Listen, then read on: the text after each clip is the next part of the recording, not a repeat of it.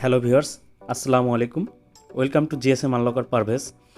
তো আজকে চলে আসলাম নতুন একটি ভিডিও নিয়ে। তো গত পর্বে আমরা দেখিয়েছিলাম মিউই 13 কীভাবে ইনস্টল করতে হয়।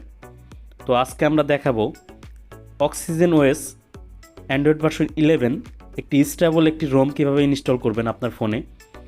তো বুটলোডার আনলক যদি থাকে অবশ্যই আপনি এটি ইনস্টল করতে পারবেন।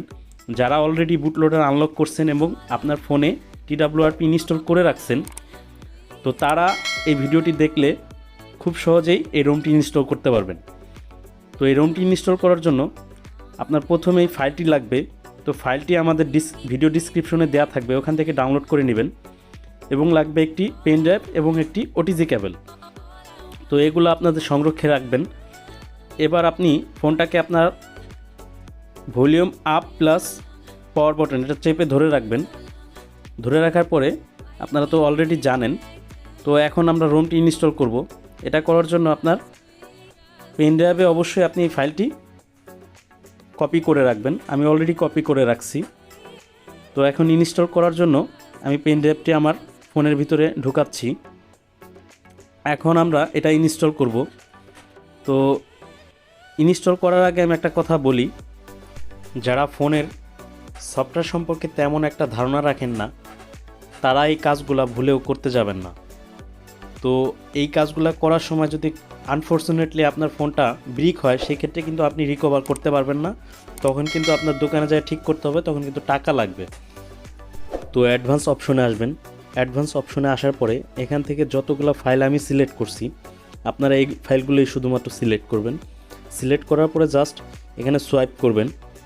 তো সোয়াইপ করার পরে আপনার যে আগের রোমটা আছে সেটা কিন্তু সম্পূর্ণ ডিলিট হয়ে যাবে। এই অবস্থায় আপনি ফোনটা কোনোভাবেই রিবুট দিবেন না, যতক্ষণ পর্যন্ত না আপনি নতুন রোম ইনস্টল না করবেন। তো ইনস্টলে চলে আসলাম। তো ইনস্টলে আসার পরে এখান থেকে আমি ব্রাউজ করে দেখাই দেব আমার ওটিজির ভিতরে যে ফাইলটা আছে সেটা। তো এটা দেখানোর পরে জাস্ট আমি সোয়াইপ করব। সোয়াইপ করার সাথে সাথে কিন্তু আমাদের যে রোমটা আছে সেটা কিন্তু ইনস্টল হবে।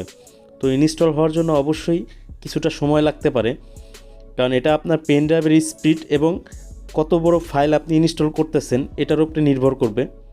তো এটার জন্য অবশ্যই আপনাদের সময় দিতে হবে। তো এটা ইনস্টল হতে মোটামুটি আপনার 5 থেকে 7 মিনিট টাইম লাগতে পারে। তো এই অবস্থায় অবশ্যই আপনার পেন ড্রাইভে আপনি হাত দিবেন না বা পেন ড্রাইভ খোলার চেষ্টা করবেন না। তো খুললে কিন্তু আপনার ফোনটা ব্রিক হবে। তো আপনাদের এটা আমি আগেই সাবধান করে দিলাম। তো কিছুক্ষণের ভিতরে আমাদের রোমটা ইনস্টল ডান হবে। তো দেখেন আমাদের এখানে কিন্তু ইনস্টল ডান আসছে, কিন্তু এখানে কিন্তু লাল কিছু ইরোর দেখাচ্ছে। তো এটা কোনো ব্যাপার না, এটা দেখে ভয় পাওয়ারও কোনো কারণ নাই।